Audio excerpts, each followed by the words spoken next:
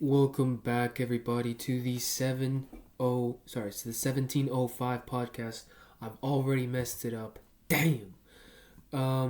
Today I'm here joined by Momo Csay. I'll link his all of his socials below. His SoundCloud has some SoundCloud music out there. Very very intelligent music, and um we're going to be discussing things such as source and the intelligent creator, and it's going to be a blast. So buckle your brain seatbelt because we're about to go into an insane ride.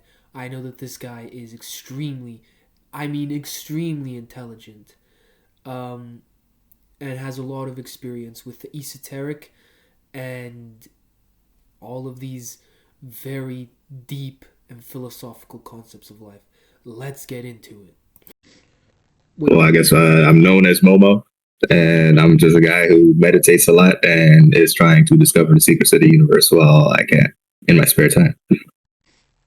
Yep, that's what most people in this server and a lot of um, a lot of people in the server are doing. And Momo, how long have you been on this journey for?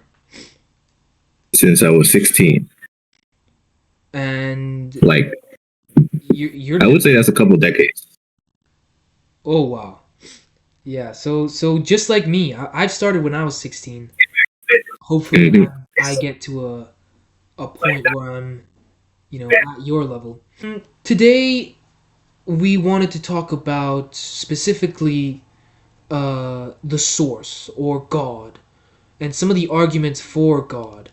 Because I know that there's a lot of people out there who and here's the thing, the concept of there being a God seems to be, like, to me and a lot of other people, a very obvious thing, like a thing that just cannot be denied. But there's still a lot of thinking, a lot of thought processes which take people to believe that no, there is no such thing as God. So I wanted to discuss that with you. What is God? Where do we get arguments for God? And we had a very interesting conversation earlier about how you knew that God was real, or the intelligent creator, whatever you want to call it. He has a lot of different names. What are some of the arguments that you have for a necessary being? Well, the funny thing is, won't call it necessary, but what I will say is that because it's so implied by the fact of creation, then you kind of see the implication of its necessity in the sense of it being quote unquote a source of the same creation that we're investigating. Hmm. I see. I would say one of, like, if you look at and this is not what you like what you talk about. This is more like the left brain hemisphere type of thinking. But I'd say one of the biggest arguments that I had is the contingency argument. There's this book called the Quran. It kind of sounds like Quran, but it's not. It's the Quran. And it's arguments for a necessary being inspired on Islamic thought, right? And it talks about the contingency argument. I don't know if you've heard about the contingency argument. Not necessarily. Well, it's basically just, every single existence, including thoughts themselves, like just concepts of being. Um, oh, and I just figured out why the camera's not working, by the way. Uh, yeah, sorry. When you go back every time, you see that every existence, every concept that exists or that is a part of this reality is based on something that came before it, right? So, for example, you have an orange. Why does the orange exist? Well, you have, oh, and you can see my face now. Mhm. You have you have to water it, right? You have to have it as a tree. Where does the tree get its nutrients from? You have the sun. You have a bunch of other stuff that come before the tree, and all of those things that came before the tree, they have a reason as well, or they have sort of they are dependent on the existence of a previous thing, and it doesn't have to be like linear time. It's just a concept that because of that concept that existed, then the new concept was able to be formed, right? So then you go back in existence all the way back to, let's say, let's call it the Big Bang, right? I'm not sure if there's any deeper rabbit hole conversations that can be had there, but let's say, let's call it the Big Bang. What happened before the Big Bang? And so it had to be something, right, that was infinite, because you eventually get to a point where you can't have another contingent existence, right? You have to have a non-contingent existence that doesn't depend on anything. So that itself is completely infinite. What do you say about that? Well, I was going to use a funny analogy for Big Bang because a lot of people like to go to the fact that if creation is the result of a Big Bang, then it's fair to argue that Big Bang can also be an innuendo for just sexual encounter, like, or at least at a macrocosmic scope. So I like to use the analogy, or at least today, because it's the first time, but essentially, if two forces came, collided, and had a Big Bang, if we're investigating what came prior, then it's safe to imply that before the Big Bang, there had to be the two forces that found each other within the same vicinity and then communed. Yeah, well, I really don't know about that because I haven't looked into that. But what would you say, like, about comparing that to the creation of a child, for example? Because a child or another human being that has a soul has, in one way or another, and you can see it in the Bible and all these things, the soul is, in a sense, a fractal of the God or the source.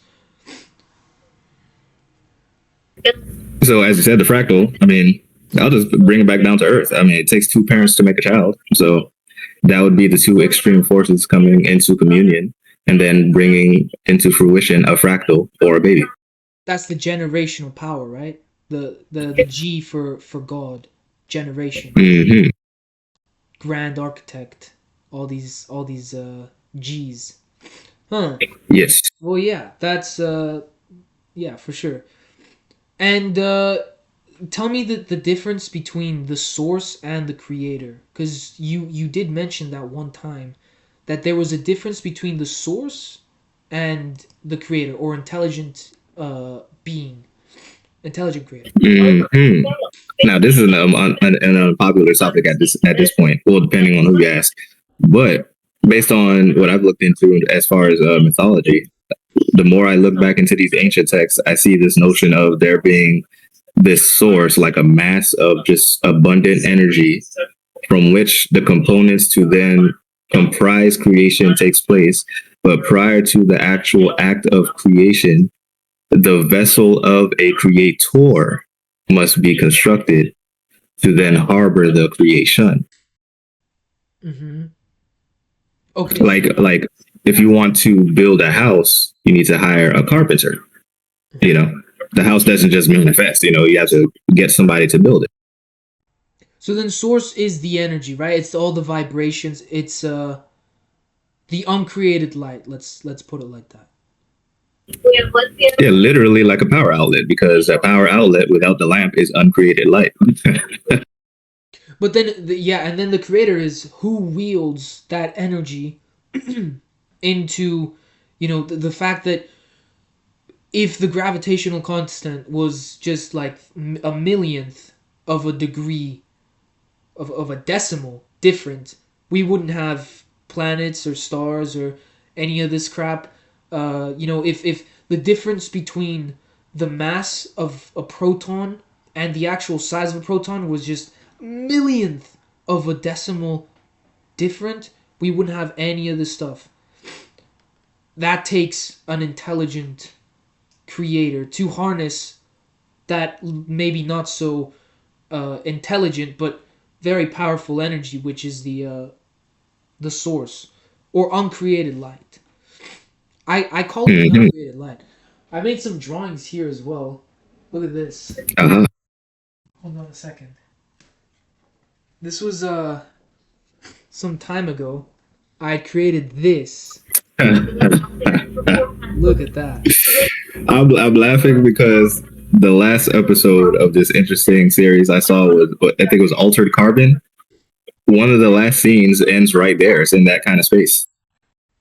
In this, yeah, because I thought it would be like outside you have this representation of just nothingness, right? And I guess I'm not sure really, but isn't that what Buddhism is like, or Taoism? The Taoism is zero, right? I might even argue like it's not one nor is it zero, but both the zero and one come from the Tao is what they would say in Taoism. Like they would say from the Tao comes the one, from the one comes the two, from the two comes the three, from the three or Trinity comes all things. That okay, that's very complicated. But Yes. the zero and the one, that's very interesting to me. I had a big conversation with someone from the 5D server about whether zero was actually a real existing concept, like in the grand scheme of things. We were talking about how, and it was a conversation where we would compare infinity and zero, and he was saying that Mhm. there couldn't be a zero before it all, right? There couldn't be just a nothing, nothing. But oh, that's very difficult because the way I would say zero is kind of like a time, and I say time, but not really time. It's something beyond time. I'm pretty sure, but there was Mhm. at some point some sort of existence that was just source, and that wasn't you know all of the creations that came from the source. That is what I would consider to be zero, even though it's not. But then you have zero, and then you have the infinite amount of contingent existences and events that happen afterwards. That would be the one. That's the way I feel about Mhm. zero and one. Yeah, because to have a one, you have to imply a unit of measure. Here's another one. Just a bunch of different frequencies. This light is making it a bit difficult to see. Yeah, that's literally the word that came to my head. All of these different frequencies, and then this is them manifesting into either astral or physical uh, existence or Hmm. this weird substance. But yeah, that's what I was thinking that zero and one kind of meant. Male and female, and then that's all of existence together.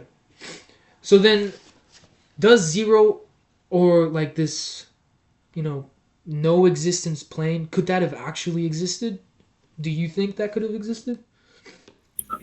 I would say technically no, because if we're talking about a non-existent plane, I mean, in the sense of there being in non-conceptuality before or prior to manifestation, because the way I take form itself is to be.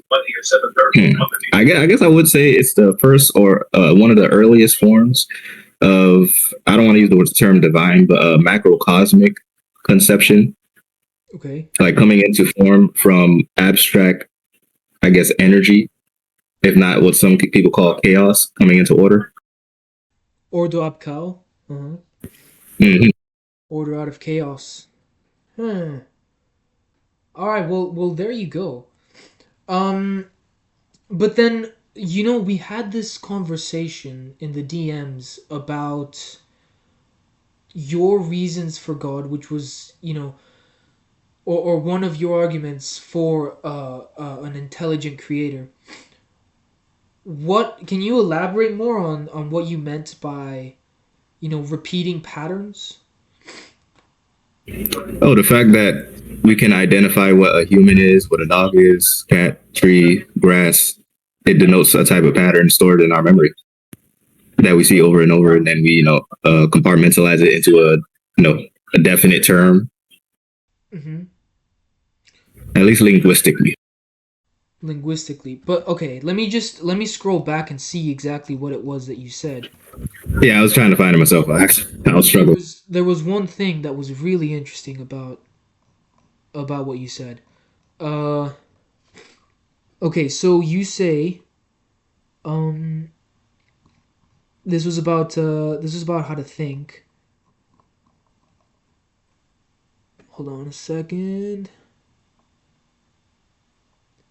If you create something once, more than likely you can do it twice, and that takes memory. Yes. An intelligent creator has created things over and over and over again, following a pattern, which is something that needs memory. To have Hmm. order in the whole world and realm of physics and the laws of physics, and then later on you have life that eventually forms out of these laws of physics, there needs to be an intelligent creator. Yes. There we go. See, I understand what it was that you're saying now. The thing is, you speak sometimes with very right-brained uh, structure, so it takes me a little while to kind of decipher what you say.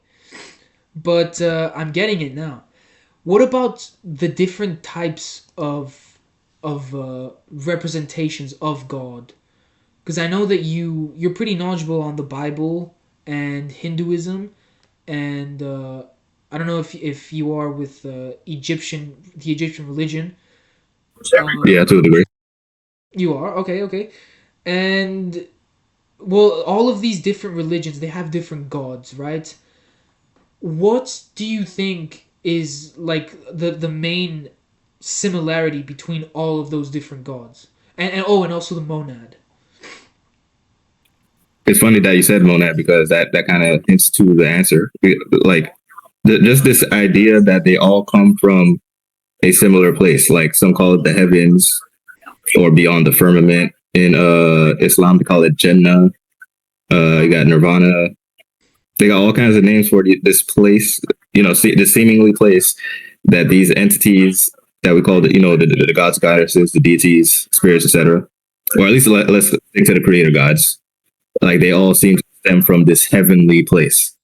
And for me, based on my cross referencing of physics and mythology, I started getting the idea that they were talking about a subatomic reality because I don't see any other reality beyond the physical one that I can really reference other than subatomic reality.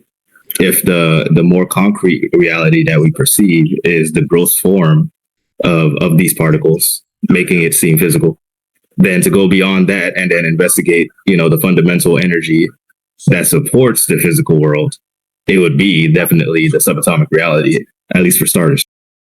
Well, so subatomic means smaller than atoms, right? Yeah. So then that would be like quantum physics, right? Yes, sir. Okay. And you're saying creator gods work at that level, or when they okay, this is all new to me, so I'm trying to understand. The monad, I know that when we were discussing the monad in the 5D server, and hold on, let me actually bring this up for the stream as well. Not stream, sorry, recording as well. The monad looks like the hydrogen atom, right? Yeah, almost. Almost like the hydrogen atom. Hmm. I would say the monad, out of all the different interpretations of creator gods, I'd say this is the symbol that makes the absolute most sense out of all, because you have, for example, the Father and Jesus and Jesus Christ, the Son. You have this Trinity, but the Father in Christianity, like what is it called again? Hellification that happened in ancient Greece. The pictures you get of the Father is just some dude with a white beard. But then the Hmm. monad has this symbolism which I think explains the creator a lot more than the images or visuals of some Christianity. But then, okay, what about Jesus Christ? What do you know about Jesus Christ? What do you know of what he stands for? Or what? Because I mean, obviously, to get out of the way, when we look at the Bible and all of these religious texts, a lot of it is just symbolism and metaphors, right? So then, what can you tell us about Jesus Christ? I mean, when I look at any role model, like the main character of any mythology, I take that to be the role model of who the reader is supposed to be taking into account, at least the most, and putting themselves in their shoes, in a sense. Because I see what I see is maybe I'll say step by step process, if not like a gradual process to initiate oneself, if not discipline oneself into the school of thought being, presented by the text. So when it comes to like Jesus Christ and deciphering the word, now Jesus, I've found a whole nother rabbit hole for that one. I'll probably save that one for later. But at least the Christ part, from Christos, I forgot what language, maybe Latin. Christos, yes. Uh, yeah, represents the anointed one or anointing, and so it just reminded me of a like Kundalini awakening. And so as I'm like reading what I do read, as much as I read in the Bible, I'm just seeing a guy. Apparently, he came from a higher source which he acknowledges. From what I call the subatomic realm, but what he may call the kingdom of heaven, or next to the throne of God, or however it's portrayed. But essentially, he came down, descended into a physical form to learn the ways of human life, but also teach better ways to the ignorant. And so what I'm seeing is someone on his journey of self mastery also spreading his wisdom to other people and showing them how they can also attain the same thing. That is absolutely true. I agree, but then what if we go into some of the rabbit holes of Jesus Christ, like the sun worship as well, and what the sun represents?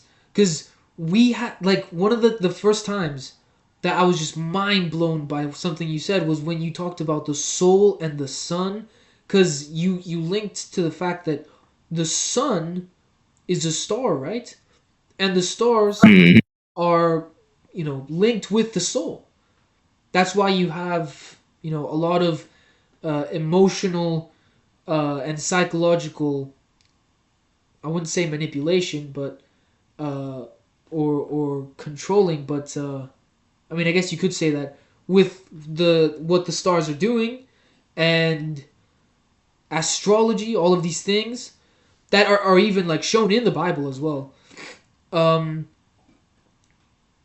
Jesus Christ, and we can pull up some photos as well, is very clearly representation of the sun, right? Well, it's funny because they call him the Son of God. Of course, they spell it Son, but it's one letter away from Sun.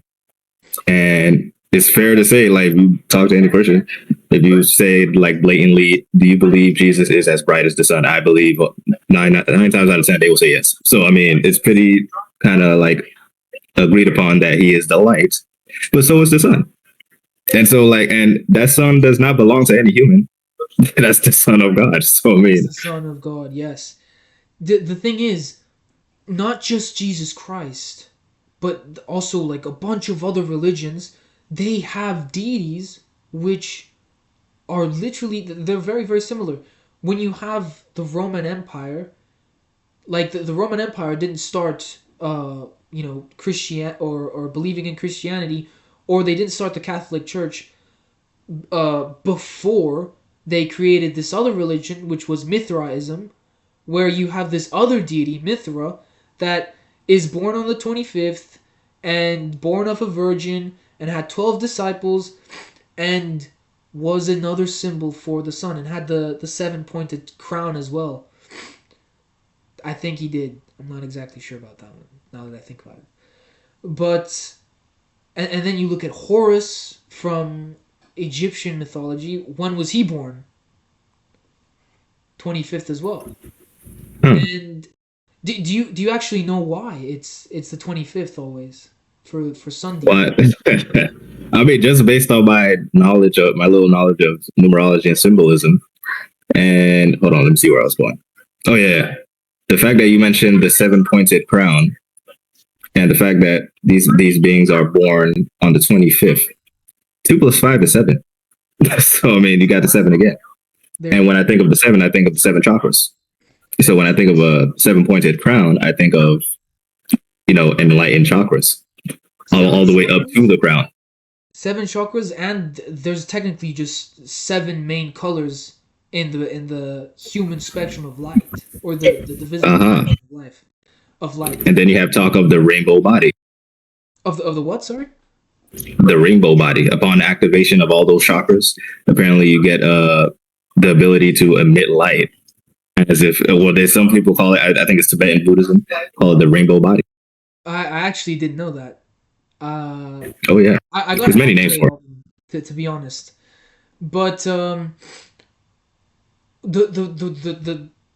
reason that I know it's on the 25th, and this might actually blow your mind, but it has to do with the placements of the sun, because the sun uh, on the 25th is when, and of course you have to think about where Christianity started, and where a bunch of all of these other religions started, right? This is looking more at Africa, Europe type of deal, and more northern. Um, the sun on the 25th of December moves 1 inch towards that area. So when you look at the cycles of winter and summer, during summer everything, and especially if you live where I live, which is Norway, you can see it. In the winter everything dies, all the snow takes everything, there's darkness, the sun isn't anywhere. But then during summer everything springs back up to life. And so on the Mhm. 25th is the day where the sun moves 1 inch towards I can't I think it's the north or the east, but it moves 1 inch towards this region that embraced the Egyptian mythology and Judaism and Mithraism and also Hinduism. Although I think that's a bit different, if I'm not mistaken, um, and Christianity. So he's born on the 25th, meaning the sun comes on the 25th. But before he arrives on Mhm. the 25th, the sun stays still for 3 days. So just like Jesus Christ, 3 days where he stayed dead. And another thing, when the sun dies, right? The longest day, or no, sorry, not the longest day of the year, but I think it's when it enters winter, which is Scorpio. The sun dies, or it says that it dies on a constellation, and that constellation is the Crux constellation, which is a constellation in the form of a star. So the sun dies on a star constellation that looks like a cross. So Hmm. there's very very interesting things to go down that rabbit hole. But then you came along and you said the very very important analogy of how the sun is also the soul, and so Jesus Mhm. Christ is that soul. Can you explain or retell what that was? Because that was honestly mind blowing when you said that. Oh, just a simple correlation of the fact that soul in Latin translates to sun, but then also soul in I guess you could say the Western dictionary translates to the psyche or the mind of the human. There you And go. so just through that line of correlation, that's where I started my rabbit hole from there. Oh, but then what about other stars? How do you know that other stars are the soul, or where does where does that knowledge come from? Well, it's the fact that there's other people. There's And okay. so like I mean, this could go in many directions. It's like you could either say that each person has their own stars, or maybe it accounts for all the humans, on the planet alone. But at the same time, one sun alone governs all the humans on this one planet. So then that just leads me to then imply or infer that maybe the other suns are taking care of other beings on other planets, which scientists are struggling with today. Yeah, yeah. Well, huh? But then, like, what's led you to know and understand that the stars govern the humans or the human soul? So the fact that if you just remove the sun, everything dies. Well, not even die. I don't even think it has time to die. It would just probably just freeze over or something. Yeah. Okay, yes. The sun. But then what about other stars beyond the sun? How does that have that connection with the soul?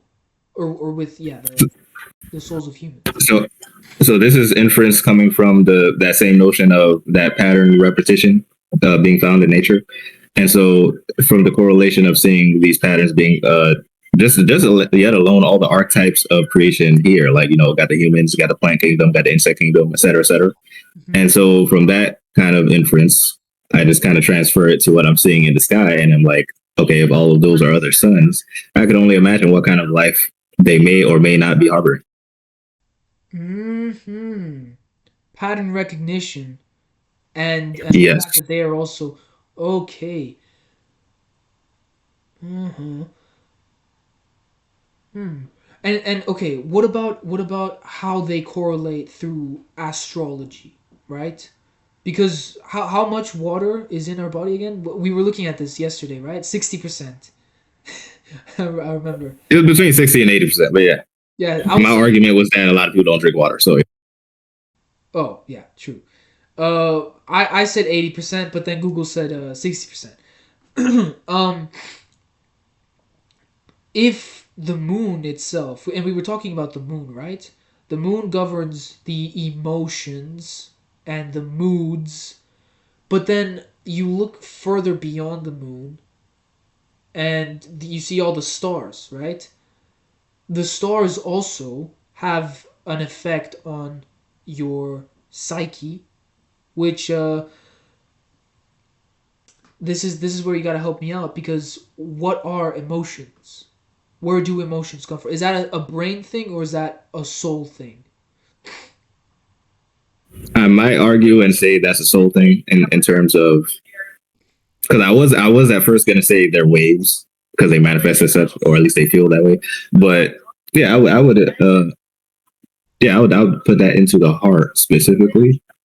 The Not heart. that I have scientific backing to back it up. That's just another rabbit hole that I was wanting to investigate because I did investigate the whole nature of emotions and what's going on there.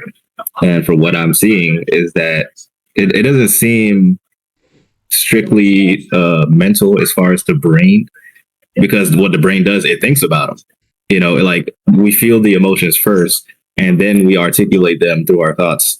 Or sometimes our thoughts. Matter of fact, this is a more recent revelation, in my opinion, or not my opinion, my experience. Um, I find that sometimes if you just think too much, the friction from that thought process alone can spark emotions, so to The speak. friction, right? But not necessarily that the emotions are happening in the brain through all the electrical impulses, right? Yeah, more so that they're being perceived by the brain or mind, if you want to put it that Yes. Yes. Because and this is something that I've come to understand, and it's that the vehicle for which we are able to experience the outer is our body, right? But then the nervous system is able to gather all that information, input it into the brain. The brain then understands all of these electrical inputs, and then feeds it to the soul, right? So or the consciousness, Hmm. the observer. That's kind of like how the computer would work, right? Let's call it the computer. What you're Yeah. telling me now is that the emotions are yet another kind of like sixth sense that allows us to interpret this world, including the one that our like we are made of, um, feeds it to the brain, and then the brain is able to give that to the consciousness later on. Bada bing, bada boom. There we go. I'm learning. I'm learning. Um, Hmm. but then, okay, what about thoughts? Where do thoughts come from? Now, with my time spent with just watching a bunch of Jiddu Krishnamurti videos, he argues that thought is time. And so I wrestled with that one for a long time myself. But basically, it makes sense because what thought comes from is, well, primarily what psychological thought comes from is memory. And memory is time. And so I was like, oh, is that what he meant? Because, like, that's the strongest correlation I have, because in order to even say words, you have to know them. Got to know their definition. You got to go to school and from kindergarten to 12th grade. Some people drop out. That's another conversation. But basically, yeah, you learn how to articulate your experience to other people so that they can understand where you're coming from. And so, in order to do that, like I said earlier, you need memory. Mm-hmm. That reminds me of something my dad once told me. He said that your entire life is nothing but a conversation, right? Your entire life is, and he was talking, of course, about the knowledge that you give and the knowledge that you get. It's all a conversation. You never stop having a conversation. You just change it up all the time. So what you were saying right now, you get these thoughts or you get these experiences, and later you connect them with other things either inside of you and you have the thought inside of your head, or you have conversations with people or even other things. I don't know what. um and you constantly are in a state of conversation. Yeah, or energy exchange. Energy exchange, there we go. Energy is never created or destroyed. It's simply, what's the saying again? Energy isn't. Transfer from state to state. It's transferred from state to state. Yeah, it was something like that. But no, I mean Or at it's, least that's in my understanding. But yeah. yeah, it was a saying that I can't remember right now. But it is that, yes. It's just it's rippled out, and then like a torus field, right? A torus field is that same, how would you say? Um, do you know the torus field? Let me Yes. torus field like this With some maybe, yeah, some people argue that's the shape of the aura. of the aura. Ooh, Hmm. I've seen a lot of people say that that's the shape of everything. That's the shape of atoms. That's how When they you think define it. about it, yeah, I mean, what just upon investigating I guess, the structure of an atom, realizing that it wasn't even solid in the first place, and it's more like a bunch of particles, revolving around each other, and then going back to the toroidal field, I was like, whoa. And then you take the toroidal field, especially like this GIF right here. If you took it and you just flipped it vertically, you get the monad again. Can you see where all the I was going to say information, but that's still a fair word. All the energy is oscillating out to the sides and then coming right back to the center. Yep. Let me see if I can find a photo of that. I think it's called the flower of life.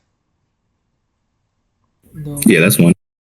no. The flower of life is. I think it's the lotus of life. Oh, maybe this one. Yeah, like that. Yeah. Know that again, because, ooh, yeah, it's so many connections. I think one of the best things about learning esotericism and learning with an esoteric mindset is that everything is connected with one another, not even like just the books or the symbols of the books, but literally the entire universe has its codes. The universe has Hmm. its. What do you think about the Mandelbrot set? Have you seen the Mandelbrot set? The Not necessarily. the fractal. Hold on, man. This is what got me into really believing that God has to be like. There's no way God isn't real. If even like with a mathematical, Oh, okay. Yeah, I know. yeah, this thing. Let me share my screen. Hold on. Discord. All right. There should be a Mandelbrot set where we can explore it. All right. Look at this. This is as above, so below. Uh, as below, so above. In every single way. Because we zoom in, and what do you have? You have these things. What do these structures remind you of? It's the same The nervous system, maybe. nervous system, right? This part right here reminds me of the nervous system. This part right here reminds me of the way that water forms when it's frozen. Yeah. Lightning. It's the sacred geometry that this entire world is made out of, and it's in maths. Like Hmm. maths is showing us all of these things that this is supposedly a random, completely random. Uh, how do you say this? It's a random equation or function, right? I think it's all the black parts are numbers that end up repeating themselves in an endless cycle, and all of the colored spots are numbers that end up going into infinity, and their color represents how fast they end up going into infinity. Their frequency. Oh crap, dude! No Yeah. way. See, I didn't even think of this stuff. But look, okay, this is a bit messy, but you have these same patterns. I'm seeing a lot of the same stuff. Let's start again. Let's look at this. There should be. I think it's like down this path. Like if you go and zoom into. Yeah, this is kind of messed up. I don't know. You could probably just keep on zooming in, but the point is, I've seen a lot of. Oh, what did I just do? I've seen a lot of very like you could probably just check this out yourself and see what you can find.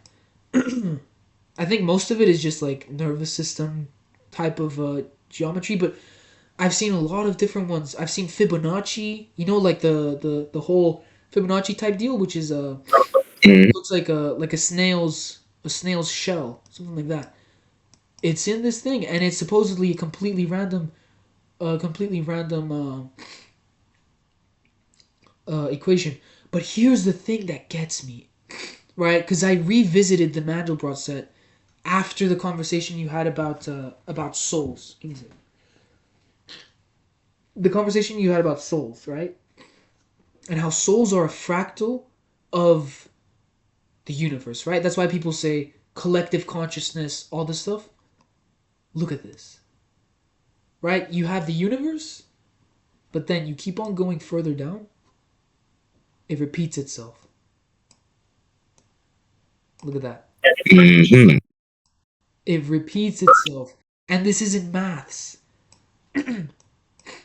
You go further down, and you're always going to find something that repeats itself. And look, maybe it looks a little bit weird and chunky, but it's still the same type of shape. You keep going further, and you get these weird shapes, no doubt. Oh, it's laggy. But Oh man, yeah, I was wondering if it was gonna lag at some point. yeah, it's definitely lagged. But let's look at the furthest Mandelbrot zoom. Check this out. This is gonna be Uh huh. furthest. Mandelbrot zoom. All right. I think you can see this right here. Look at this.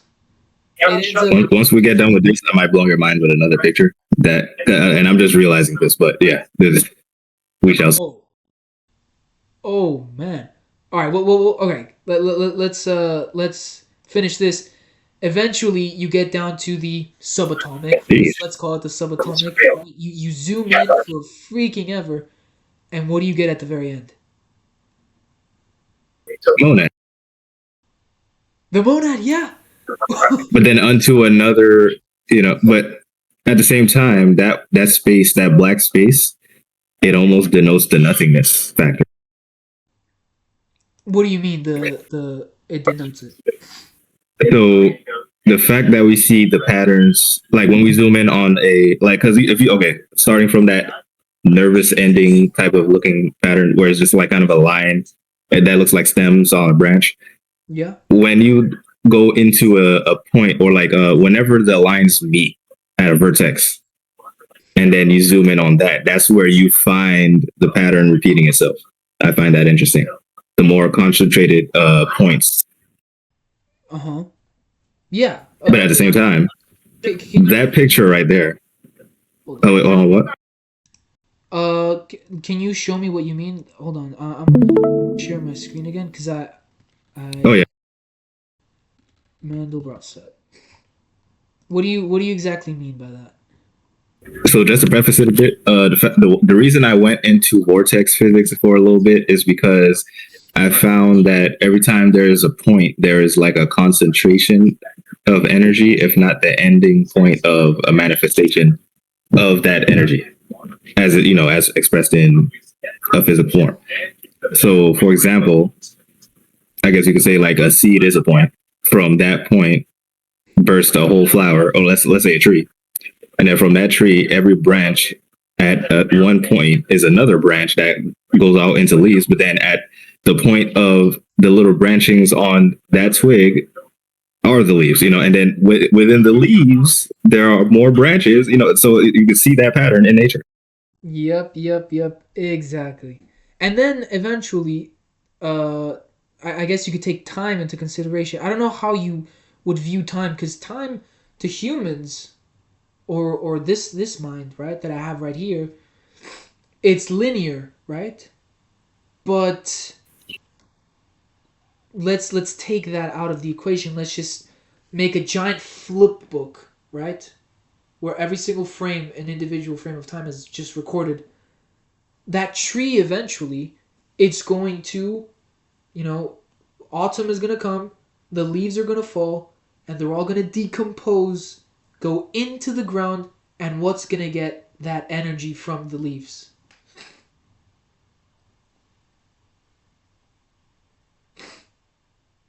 Oh yeah, wouldn't it be the surrounding inhabitants? The carbon dioxide output.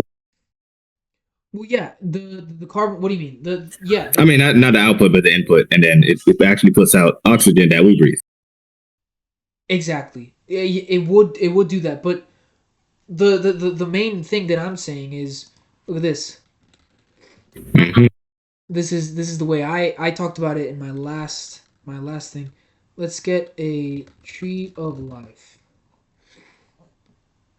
image, right? If you take time out of the equation, or not out of the equation, that doesn't make sense. But I mean, if you look at time as from a perspective of a higher dimension, you would see that this is just a constant cycle because the leaves eventually fall down, right? And they go into the ground where there's now energy that's going into what?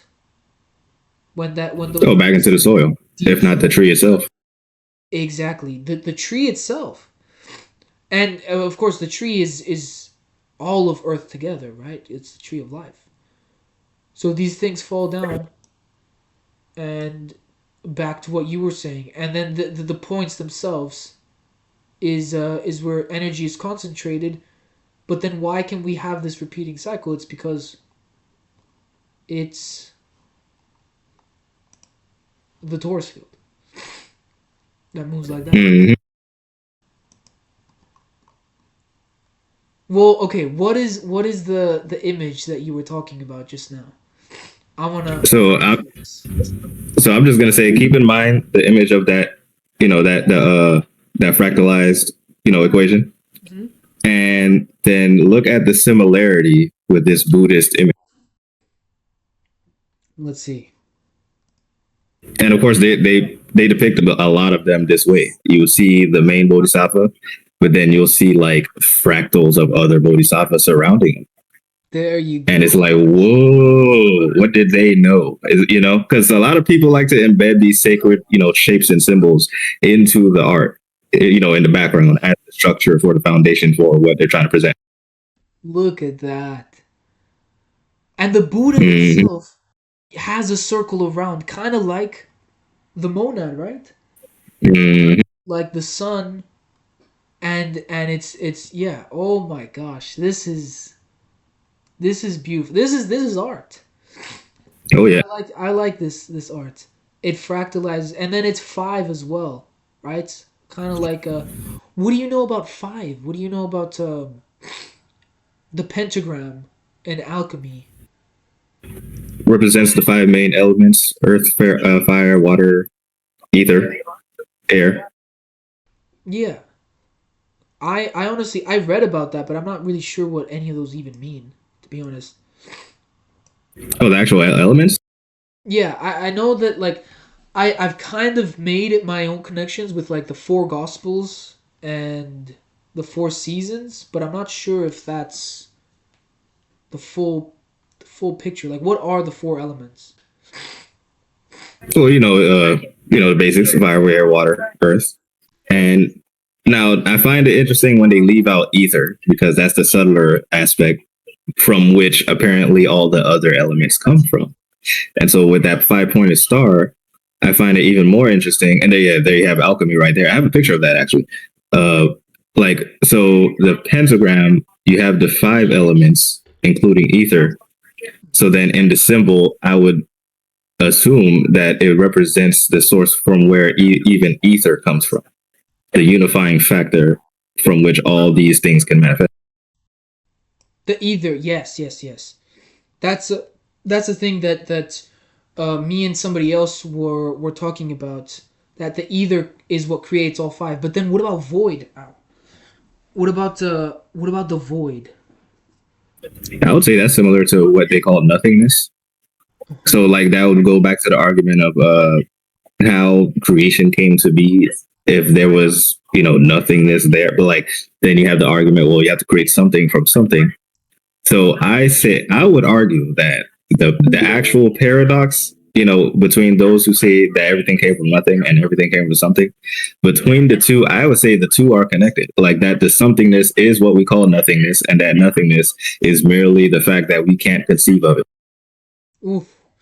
Man, every single time I go into discussions about nothingness or infinity, usually we end up going literally over and over again in circles because we cannot distinguish the difference between nothingness and infinity. Like it becomes so complicated to talk about those two. So I absolutely get what you just said there. It's it's probably it's interconnected. And I'm not sure if it's something that on my time here on Earth I'll ever get to truly know. Um, I don't know if you've got any answers on that. But okay, wait, hold on. Oh yeah. This thing, this is the Aether, but then where does fire and you gotta help me out on my diagram. Mhm. Do you know where fire goes? Hold on. Let me remember the symbols myself. I'm just now starting to get into alchemy itself, but because I wouldn't be able to tell you like the exact order of the elements. I just know that they interrelate. Hmm. I would. If anything, I have a Taoist cosmological approach. Ooh, talk about that. What is that? What is So there's an alchemy chart, but then yeah, so Taoist cosmology, it kind of gives you that this notion that everything comes from, well, at least in Advaita Vedanta they will determine nothingness, but in Taoist cosmology they will call it Wu Qi, or in Tao Te Ching the Tao itself. Dao? Where is the? Oh, look at this. Where does this Taoist excuse me, where does this Taoism come from? Is it like Asia? It might be ancient, yeah, Asia basically, yeah. It might be China, China. ancient China. And that's where the yin and yang symbol comes from, right? Yes, sir. Yin and yang. Yeah, so you have I guess you could. Well, let me see what it actually says. The great void, where everything is one, and then separating into the first mitosis, macrocosmic mitosis is what I call it, into the yin and yang, the extreme light, the extreme dark, or feminine, masculine, however you want to denote it. Then those converging. So I find it interesting that they do depict that they converge, but then at the same time still keep their distinct aspects. So because they're distinct aspects, they wouldn't be, oil and water. But if you mix oil and water, like they say you can't mix oil and water, but if you actually put oil and water into like a bottle and you mix it up, you get oil particles. Like you shake up a oil and water bottle, you get oil particles. And so in the yin and yang symbol, I find it interesting that you have the black dot in the white dot in the black space, kind of like shaking up the oil and water. And now I'm not going to try and take that analogy further down because that's probably going to go into like mystical alchemy or something. But essentially, from that yin yang, you get, well, let me see, they call it, yeah, yin yang. And then from the yin, they get the greater yin and the lesser yang, and the greater yang and the lesser yang. Okay, what is all of this stuff? I can wrap my head around this first concept. Even though the difference between the Wu Qi and the Tai Chi is a bit, I have to sit on that for a while. But this, what is all of this? Oh, wait, no. It's funny because we have clues in the chat itself. We have clues. We just went over certain things that will help you. Yep, these things, right? The alchemy, right? But wait, Not only that, but it's also a fractalized formula. oh wait, what do you mean a fractalized formula? Okay, so once again, from that Wu Chi aspect, how it separates into two, then the two I would assume they attract each other. Opposites attract. They attract back into each other. I'll just put it that way. Trinity. But then because they're still, yeah, within that unifying field are the two forces unifying, then separating again into even more distinct aspects. Then those distinct aspects separate again into more distinct, because there's this dance going on. It's not like they're truly separated, but the fact that they're producing something from their their distinction in union, that begins the actual process of creation. Whoa. Paradox. This okay, yeah. This one broke me a little bit. This the fact that it separates into two creates polarity, and then this is also Trinity. And we look back then at this salt, mercury, and sulfur. What is the difference between the primal or sorry, yeah, prime material? No, what does that say? Prima materia. And what is this? Fixed and volatile? I thought it was moon and sun. But It is moon and sun well, in another school of thought. uh-huh. But So those three are technically a trinity, just as salt, sulfur, and mercury. mhm. Now I'm not gonna lie, the salt, mercury, and sulfur part, that's gonna take a bit more research, but I can see what they did there because this is the alchemical school of thought. So I can still see, the Taoist cosmology within there. as if to say that maybe the person who was practicing this at the time dabbled in like certain similar concepts. Well, the fact that they put the yin yang there, I would say it's fair to say that they had some knowledge on Taoism, and there is a occult Taoism. So yeah. Hmm. I think later on I'm just gonna have to really think about this because this I think this takes time. This one is Oh yeah. difficult. This I one. do wonder what they mean by celestial niter. I never even heard of that word. That's Wait. celestial salt. The fact, well, I never really had a good look at this. Celestial salt. So not just regular salt, celestial salt and celestial niter. Huh.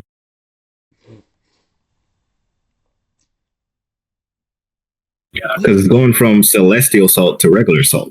That's very interesting. Wait, I didn't even realize that. Yeah. They're not even mixing anything. They're separating it into two. Yeah, it's like they're giving you the fundamentals of the basic elements to then begin, I guess, your project. Well, whoa. Hmm. Okay. And then we get into the elements, which is the lesser yin and yang, Mm-hmm. which are these symbols, and then they break up into two again. Oh yeah, mitosis. Mitosis at the elements. Kind of like the fact that cells are dying and knowing themselves all the time. That might also be another clue. But then wouldn't these, if this is how the universe is, these are just as much fractals of this Wu Qi as the Yang or as the Tai Chi or the Yin and the Yang, right? Mm-hmm. Yeah, this okay, this is gonna take a while. Yeah, it's heavy. I think you have to not look at this in a academic type of research way, because the way I'm seeing this right now is like a student in a school taking notes. But Oh yeah.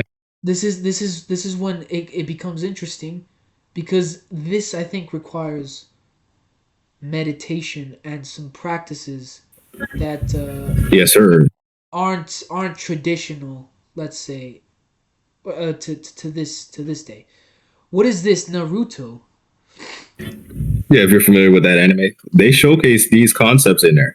That's why I became obsessed. So people think I'm an anime fan or something. It's like, no, I recognize what I saw in the show, and I said, who is this author? And what else am I missing? Because like this, I think this was the first anime I started recognizing the symbolism in, and then I just started going off because I was like, wait a minute, what other shows have I missed this kind of symbolism, in? And so that's when I started like being very particular with what shows I watch. Wow, I've heard about symbolism in shows like the Knights Templar and Solomon's Temple and the Ark of the Covenant in like Indiana Jones, for example. But this is on a whole other level. You sent me also some gifs. You didn't send me, but you sent in the chat some gifs of some. This I saved them because it really piqued my interest. Apparently, these things mean something, don't they? These symbols. That might, I would say that's like I won't say its main premises. I might say it's the conspiracy side of the actual series. Hold on, I'm trying to get up the fan. But they got people that put all kinds of information. But yeah, essentially, yeah, it's called a poem glyph. And so there's a lot of pirates in the show, obviously, but not every pirate is on the quest for, the secrets of life and stuff. So there are certain characters like archaeologists or just people who are curious about the sacred information for whatever reason. Some people do it for personal gain, like in the real world. Some people do it for personal gain. Some people do it for the sake of knowledge. Some people just love knowledge. Some people are geniuses, so they want to build something with it. You get all these kind of people in that show chasing this kind of information. But at the same time, the kickback is that the government also is aware of this information and they have a good chunk of it. And that's how they're ruling that universe. Well, not the, that, well, I'll call it universe, that anime universe. And so there's this conflict between those who want to just use it for good and then those who want to use it for selfish gains, the elitists. I see. And then but what are those symbols in the back? Now you could say you could call them probably hieroglyphs because I don't recall them giving them a specific name, but yeah, that's like the hieroglyphs of One Piece right there. The hieroglyphs of One Piece. Do they have any correlations to hieroglyphs? You sent me like a book on symbols, for example. Do they have any? They have a correlation, like in the sense of representing ancient knowledge recorded by ancient beings. I'll put it that way. Because the more you go down that rabbit hole alone in the show, you get this talk of ancient gods, or very powerful people who knew this kind of stuff. So like that golden plate, that wasn't even much of an ancient god or anything. So that guy right there, Roger, he was just a powerful man who had enough power and influence to just traverse the world and even have access to these places because you won't find these in like the common place. You have to go into like very high or low regions that are hard to reach, and that takes a very particular kind of person. And matter of fact, on top of that, he wrote that himself. So like the fact that he wrote it in the same language that the poneglyphs are written in. So that even made it more interesting because it's like, okay, clearly he has some of this ancient knowledge and he even used it to leave his mark. Wow. Hmm. And what do you say about the last GIF I sent there? So it's funny because I'm not. I mean, this is just my generation of Pokemon. Like, I ran into this before I even knew what consciousness was as a topic. Like as a kid, I was watching Pokemon. I would see these. They call them the unknown because there's so many of them and there's so many shapes. They literally look like living hieroglyphs. That's what they are, and I guess they call them unknown because first of all they come from the so-called unknown dimension, and then at the same time they're like this psychic phenomenon of creatures that seem to have like some divine purpose. Like nobody really captures, like in Pokemon you capture Pokemon, you battle with them, whatever. I don't recall anybody so-called capturing one of these because this is a whole nother ballpark right here. Nobody. Okay, huh? But wait, this is Pokemon, right? Yeah. Oh, I thought this is earlier on, like the first or second. Oh, yeah, I would say the first generation, first few generations. Oh, well, I haven't really watched a lot of anime. I can say that Death Note is pretty good anime. It goes into a lot of philosophical thinking on ethics. But then, what about ethics? What do you think ethics are? What purpose do they serve? Because yesterday we had a pretty rough encounter with someone who was a very big advocate of being good and that there should only be good. Um, what do you know about or the purpose of ethics? I mean, it's funny because I tried to tackle that like back when I was too lazy to do the research myself. I tried to hone in on some conversation about it in a philosophy server, but their approach was so intricate. I just had a headache. I don't know if I couldn't really just sit there. So I was like, okay, I got to do something on my own. So just based on my investigation of duality itself and how it fractalizes into other dualities further, I'm seeing good and bad as just another play on duality, at least in terms of psychology or societal standards, cultural preferences, tradition.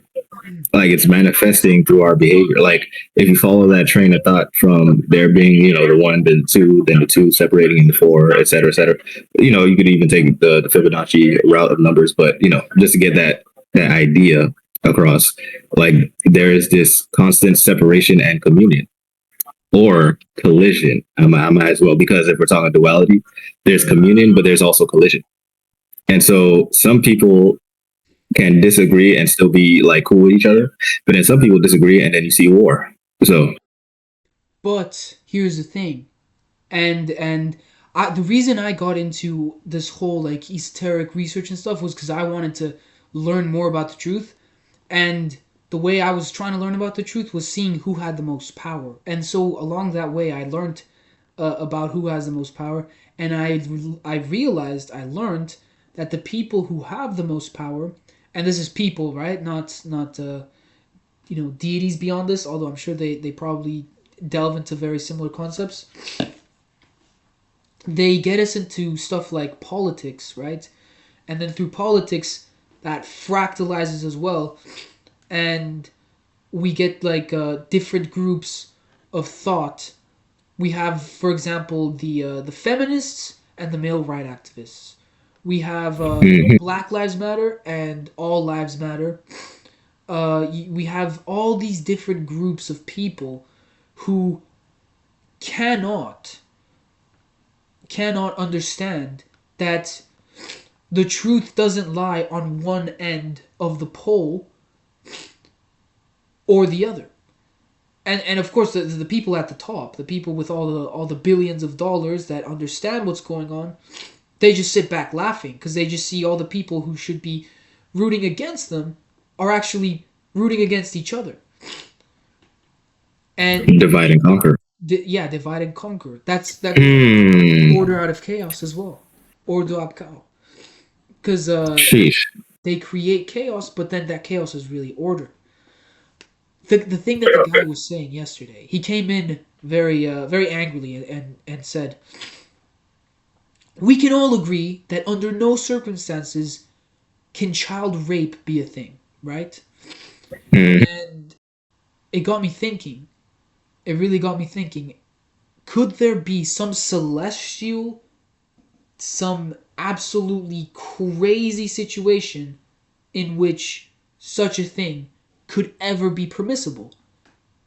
I don't think I like at the time. I genuinely thought, yeah, this makes sense because when would you ever do such a thing? But I don't have the answers to it all as well. It's also coming from a place of emotion. It's coming from a lot of different things that might be conditioning me. Goes back to what we were talking today about conditioning too. It really got me wondering, and then you started saying that just like my dad also said a very similar thing when we talked about a very similar concept. This is all subjective, depending on the way that we are grown and conditioned to know ethics. Otherwise, for example, look at a lot of Islamic countries. Um, the marriage of underage kids is permissible, and there's a lot of arguments for why that should be permissible, which I'm not here to like debate against them or for them. But in the West, then we say that that's completely on wrong. But then there's a bunch of arguments for why that shouldn't be allowed, and also for why that should be the case. So then ethics is, and this is something that I think Saturn said from the server, that ethics is a concept of the ego. I'm not really sure what he meant by that exactly, but I think it has to do with all of this, which I've just mentioned to you. What do you think about that? I mean, ego is just the mask worn by or through the psychology of man. Because like whenever anyone says ego, I just think of psychology. So for him to say that, I can see that he's trying to draw from the fact that psychology is fully responsible for the way we express, good or bad as we see fit. Okay. Psychology, the ego. Wow. Well, hmm. I'm probably gonna blow my nose now. Uh-huh. Well, there you go. Ethics is just another fractal of, or yeah, it's a fractal of polarity, the law of polarity. But Baz and Yakin, I don't know why I've been really into Baz and Yakin because I looked into some pretty deep rabbit holes. Um, but yeah, that's because we were talking about Death Note, right? What about? Yes. I was talking about Attack on Titan, but I'm thinking if I've seen any other animes. I've seen a quite a good amount of Studio Ghibli movies. Have you ever Mhm. have you ever seen any of I never, those?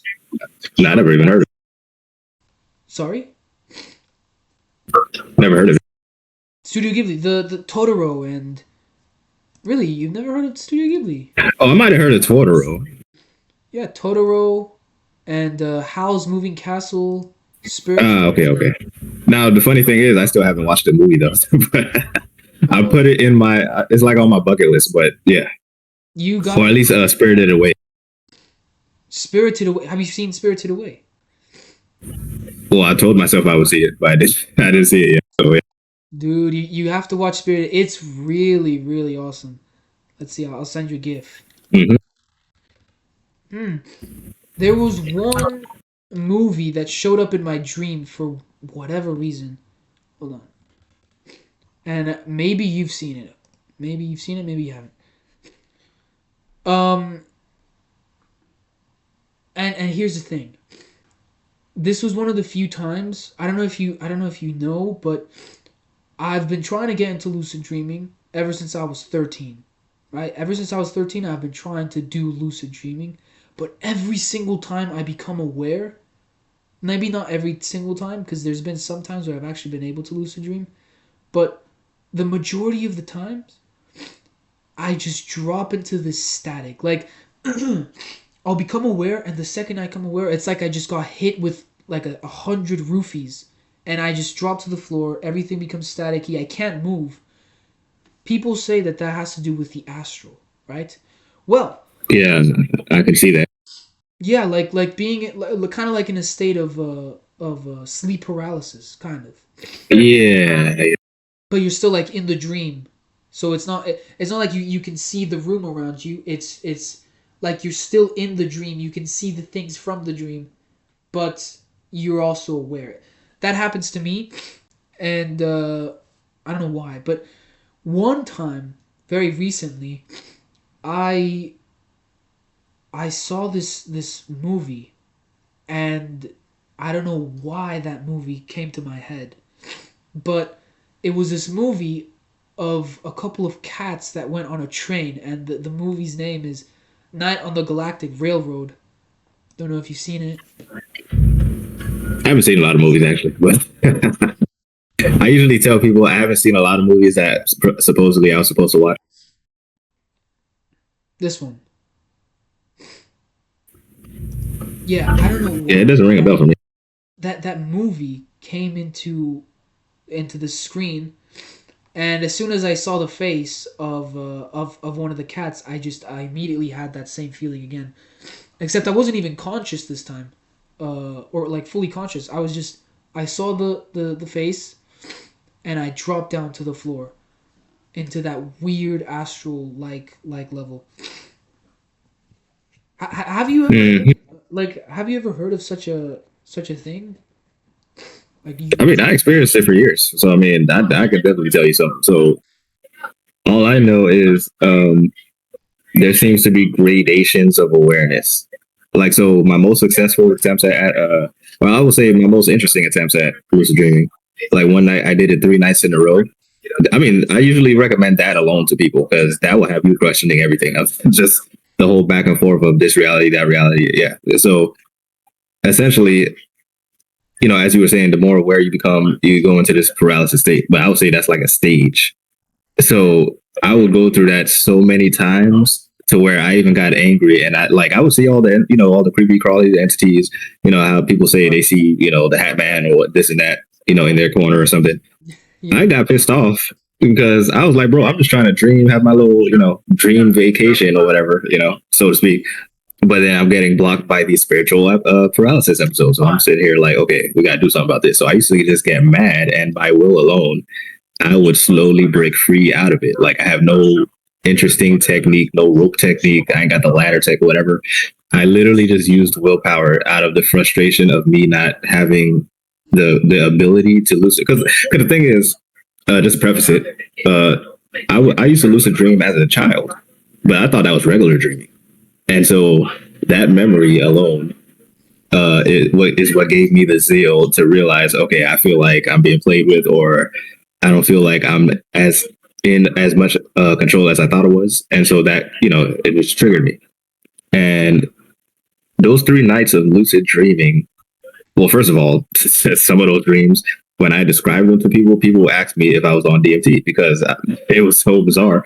Like one of them, I was in this building, and it seemed like one of the top floors. And when I looked down, it was a glass floor, and I could see all the other glass floors as it went down. So it was like this fractal glass floors, just all the way to like infinity or whatever. And basically, it was a glass room too, and it was like this slight tinted blue kind of feel to it. It was cool, and that's what I call like the vacation, because it's like this very calm. It's not some possible nightmare because you're too aware for the interrupting thoughts is what I'll call them, to manifest mid dream and then mess up the vibe.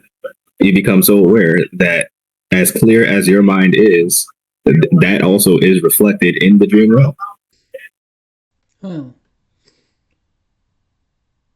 Well, I don't know. I'm also really frustrated. Like I also get the same anger. I got really frustrated, especially the most recent time I tried it, because I was trying to do that willpower, right? I was trying to use my willpower.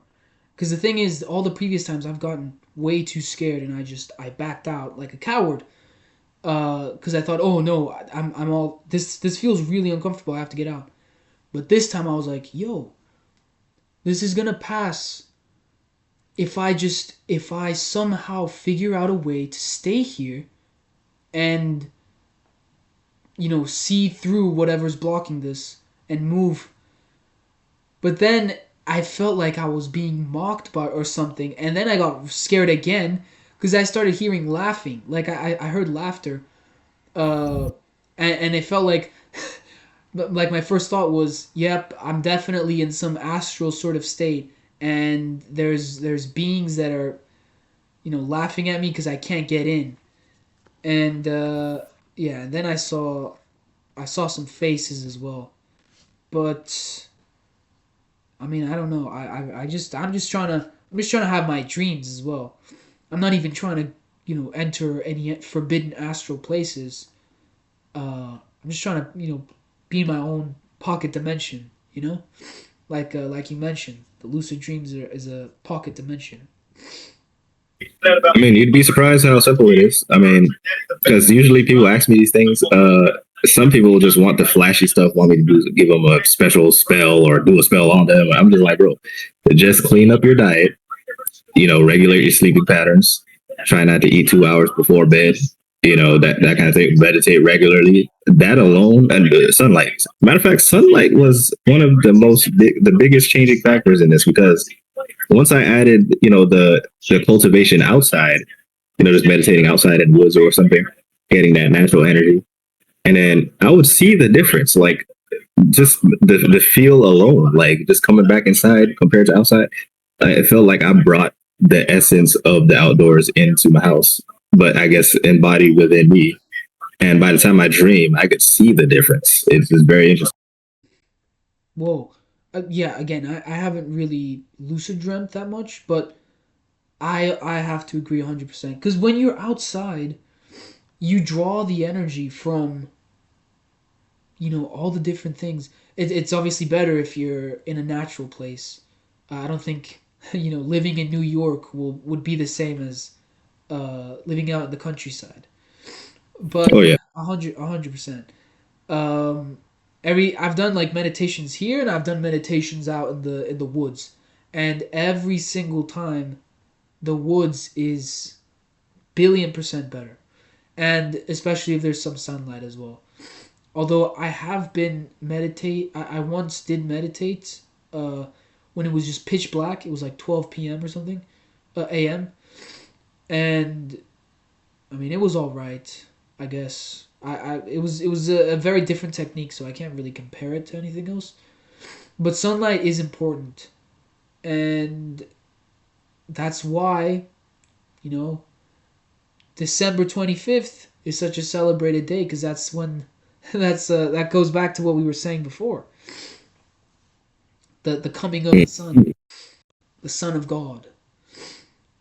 Oh yeah. Well, what and we were talking about this earlier in the DMs as well. What do you think is seeing things without a biased perspective, and how does that help you, uh, understand God, kind of? Oh, so like this has a lot more to do with my quest for truth. Like if there is like some absolute truth or reality out there or in here, however you want to word it. Uh, I figured it would have to do a lot with a way of seeing. Because if you choose to see things the way you want to see it, then you're just going to see it that way. But if you're looking at truth and you want to share that, then you definitely would have to, at least as far as my research after the question was evolved, I basically ended up answering it with certain practices of, as I said, unbiased awareness or unbiased observation. And it's easier said than done. And it gave me all the more reason to see why people do behave in bias, because it's not a common practice to sit there and say, okay, I want to start thinking unbiasedly. It's like, no, but most people, they already have their avenue of thought.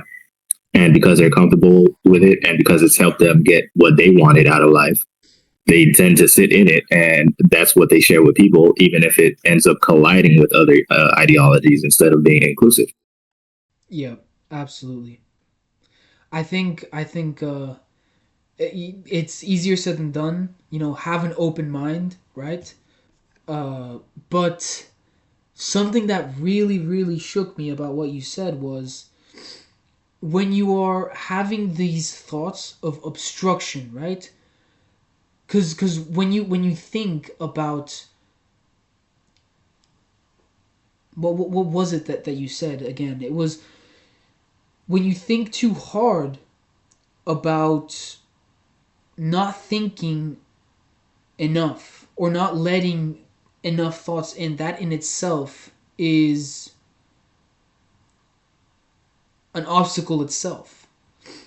Let me go back and see. But yeah, the when you look at yourself and see that there's a possibility for an obstacle, which is that of being biased, that in itself is an obstacle. What can you elaborate a little bit more on that? What is that? What do you mean by that? So the analogy I like to use is, as long as there is obstruction to light, there is shadow. And so if like the way they like to word it is that there is this true light from which truth manifests, and it's within you and this and that. And so if that's the case, whatever you think you are, because here's the thing, apparently it's like a hidden light, and it's rather inconceivable by common man. And so that already leads me to believe that whatever I think of what I think I see, like let's say I close my eyes and I'm trying to find it within myself, because they say look within and truth is within you, kingdom of God, etc., etc. And so I'm closing my eyes. All I realistically see is just the back of my eyelids, if not darkness. And so if I feel anything or perceive anything, and then further go ahead and say, okay, this must be this and so, because I read this book here, and I remember him mentioning that if I start doing this kind of thing, which is fair in some degree, but if you're trying to see something, then usually it's best not to say anything. Just observe. Yeah. Wow. Hmm. See, say. And then yeah, and I guess just not worry about it too much because then that worrying itself becomes a bias. Yes. There you Another go. polarity on the I guess the spectrum of expression and emotion. There you go. Let's see how we're doing on time. Hold on a sec. We've gone 1 hour and 30 minutes. Sounds about right. Do you think we got time for something more, or you willing to end it about here and see if we can have a different discussion some other time? I mean, if anything, I might have to go get AFK in like 10, 15 minutes. So we could either end it here or take a break and then come back. I don't know. Well, I mean, I could probably call you later and talk some more, but I think we can end the podcast here, the episode. Yeah, sounds fair. Yeah. Thank you so much for this discussion. Was very very interesting, and I'm sure that anyone watching, especially from the 5D server, I'm gonna try and have this like an archive for the 5D server. Having different conversations with different people. Um, I'm sure that many people will find a lot of insight from this. Even my dad, I think my dad's gonna watch this later on. So thank you Interesting. very much, and yeah, we'll talk in a bit. For sure. Yes, sir. Have a great or yeah, good luck with what you're doing right now. Likewise. Thank you. See you in a bit, All right. See guys. That was epic. I can't get my camera to work though. Uh, oh, there we go. That was really interesting, and yeah, we're going to go into depth for more things in the future, and I absolutely cannot wait to explore all the different topics which are going to come. I think this episode in specific, talking about the monad, talking about God, talking about how everything is a fractal, has laid an incredible uh, ground, an incredible uh, how do you say that, a framework for everything that's going to come afterwards. It's an incredible philosophy and discussion to have, because then we get to understand all the different types of symbolism that arise afterwards. Um, yeah, thank you very much for watching, and stay intelligent, stay on the lookout for truth. So mote it be.